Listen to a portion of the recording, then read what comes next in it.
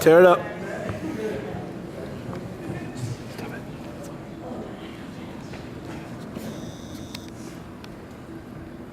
To the woman who walked into my mother's studio, took one look at the paintings of our family, and proceeded to tell us how those Orientals really like to stay out of the sun. Really? Okay, clearly you must have missed it in the last couple of decades, so here's a helpful hint. Oriental is dated. It's what we use to refer to things, but tell me more. Do you think because my mother's first name is Jackie, her last name must be Chan? Are you amazed by her English? Would you like to make a joke about manicures? Hey, did you know that chopsticks are what happens when you're not white enough to invent forks? Silly Orientals. Tell me, in this post-racial world of ours, do you pull back your eyes and call it seeing from our perspective? Do you spout phrases like ching chong, ling long, and call yourself bilingual? Please.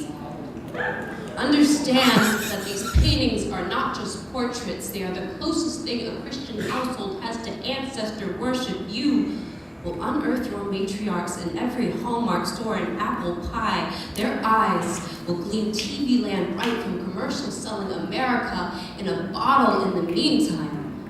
Those people are just now figuring out what pho is. My mother and I must wade through soup and soggy noodles before we pull out her lifeline. I drink Nook Mom like it's liquor to remember, but we know that this food is just a restaurant's borrowed memories.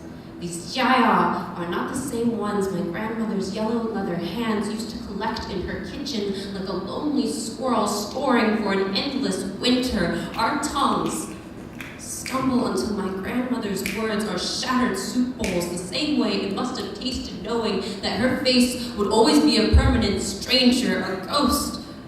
Before she died, the outside world stopped being a safe place for her. In the last years of her life, my grandmother's growing paranoia convinced her that someone was spiking her food with glass chunks to choke on. Your ignorance is a sharp reminder.